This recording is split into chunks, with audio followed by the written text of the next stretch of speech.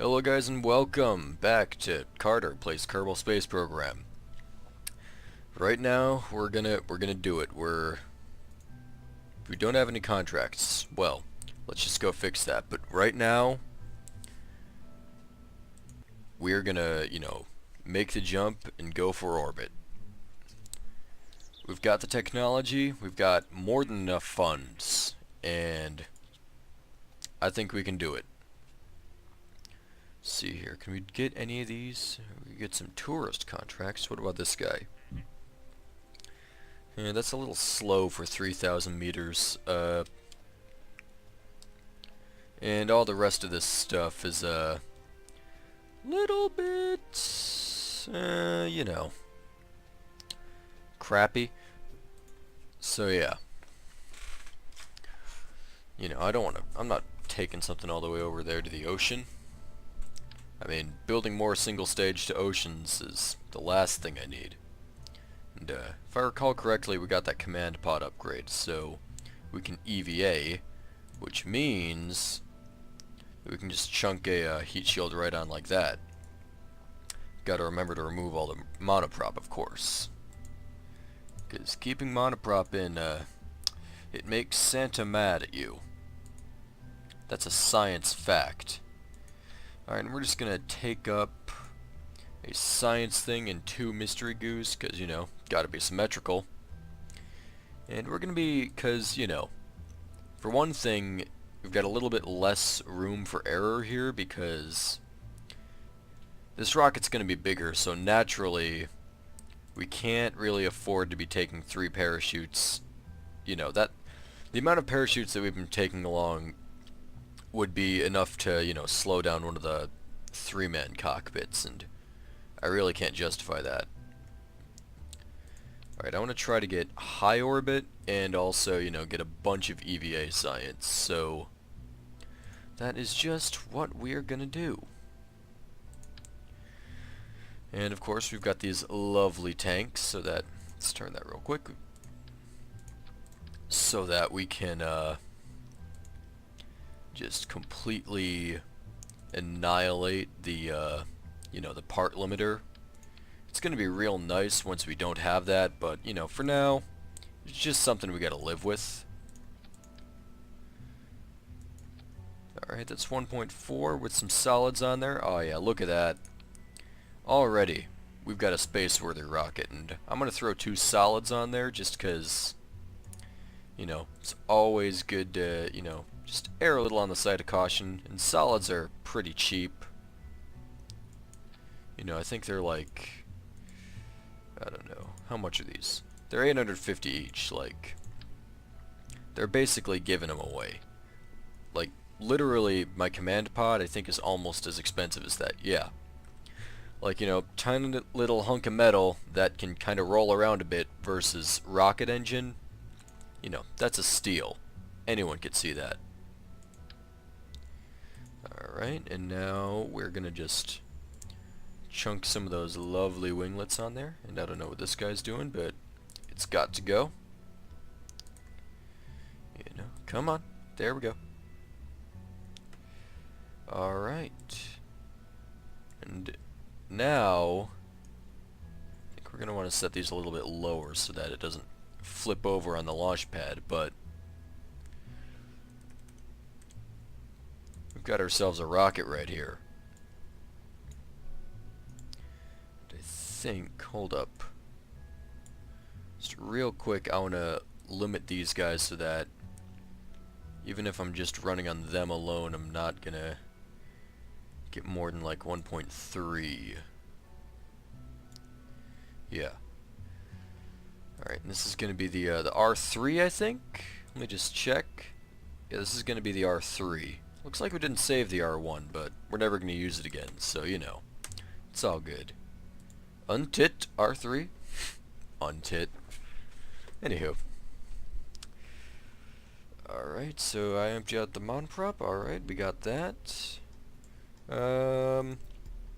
Let's think here. Alright, well, looks like Jeb's already in there, so Val will get... Oh, crap. I forgot. Mass limitations. I think we have enough cash to upgrade the launch pad, so... Ooh. Dang. Like, we have enough, but... Alright, so what looks like we're gonna have to do is take this contract and then do it. So that, you know, we have the, get a little bit extra cash. You know, that way we'll be able to upgrade the launch pad and then use our newly designed good rockets. The flea I'm testing, right? Yeah. Testing her right at the launch site, so we'll be able to just... Don't even need to go up in the air. I'm just gonna put it down to... Yeah, really nothing. This is just gonna be a little Tiki Torch we're gonna put on there. You know what? Just in case it crushes it, I'm gonna put Bill in there, because you know, early game engineers are pretty useless. I mean, like, they can repack parachutes, and that's pretty much the only thing you will ever need them for. And Tiki Torch, go! Look how nice that is. You know, you gotta spend money to make money, and this is, you know, just burnt. You know, I really maybe I should have just taken all the fuel out, but I don't know if it would have actually given us the contract if we'd done that. So yeah, we're gonna get pretty much all the money we spent on that rocket back. You know, get 716 out of the about 716 that we spent. So now we can upgrade this, and we will have enough money to go for orbit. Alright, goodbye Tiki Torch.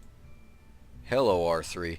Alright, so now we only have enough money to launch this once. So if something goes wrong, then we will be destitute and have to do crappy contracts. So what I'm going to do, I'm going to accept just one more, just see if, you know, we can snag anything. Doesn't look like it. Landed at Kerbin. No. Yeah, it looks like all of these we'd have to, you know, significantly modify or reduce the ability of the R3 to do. So we're not going to do that. And now we're going to launch. Yeah, I'm not really sure how long this episode's been going for, so it might get split in the middle. Oh well. Alright, Jeb. It's you and me, buddy. All the way to orbit. Should have put an engineer panel on there, but you know what? It's too late to go back now. Well, okay, now it's too late to go back, but, you know, semantics. Jeb doesn't care. Jeb's a chill bro. Just gonna keel over just a little bit. And now we're gonna disengage the SAS so that we start to naturally just you know, ease our way over into our gravity turn. I'm gonna throttle down just a bit. You know, let the solids carry us. No reason to waste fuel, and let's you know, remember to switch off the fuel for one of those so that keeps the weight forwards. You know, we're gonna drop this entirely and really just give it a good kick over. Because we got to get, you know, pretty far horizontal if we want to get full efficiency out of this. Like, we are pretty much riding the solids up for quite a ways, so that is helpful. And we haven't broken the speed of sound yet, which... Now I'm going to fire up the main engine, and now we are solids away. I was really scared that that left one there was going to hit a fin, but it didn't. So it's all good. And we're just going to keep slowly pitching over. Like right now, we're pretty close to where we want to be. Maybe a little bit steep. But we're going all the way to orbit, so it doesn't matter as much as those suborbital jumps where if you go up too steep, you burn up and die in the atmosphere. Yeah. And I mean, like, you know, it makes for good YouTube video, burning up and dying in the atmosphere, but it is not great for the budget. You know, with my time or the money in this, you know, game. Because I can only play this game so much, and if I'm spending it all doing crappy contracts, then, you know, nothing's gonna get done. Alright, just checking our fuel levels. We're looking pretty good. And I think we might have actually gone too shallow at some point. Because we're only at 25,000 and our velocity indicators, you know, under 10 degrees. So we're just going to pitch up just a little bit, you know, do another crazy inefficient launch like this. Just because, alright, let's check our Apple apps. It's only 30,000. Yeah, I really wish I'd brought a flight computer so that I didn't have to, you know, switch out and in to figure this out. Yeah. See, what I'm worried about is, like, I'm sure that this can get me up to an apoapsis of, like, you know, 70, 80,000 meters, but what I'm worried about is, because I'm kind of low, is losing that velocity in the atmosphere and having to burn down, you know, this stage a lot. Which will mean, well, just awful things, really. It'll mean that we won't be able to go high into space. We won't be able to get that 250 kilometer mark. Yeah, now we are in we're going to go into space, so I'm going to throttle way back. And also, you know, just uncork this tank here. And I think, yeah, we can actually just switch off the engine and coast up there. We might actually be able to make orbit just on what we've got left in our first stage. Which would be real nice. Because, you know, then we could go, well, I'm not going to go any higher than 250 kilometers, but if I could get our orbit on a bit of a tilt, you know, just get a little bit inclined, I think is the term. It's either inclination or eccentricity. I always get those mixed up, but yeah, I think it's inclined. But you know, then we can snag a few more biomes when we're orbiting around the planet. Yeah, and we're just gonna time accelerate a little bit here until we hit space. All right, now we're in space. This is our second trip into a suborbit. I think this is Jebediah's first. I'm not sure if Val did the first mission that got into space or not, but you know, either way, these guys are both going to see plenty of flight time, so not being mean to any of them. Just going to kick us down with a little puff, and then really light up the engine now.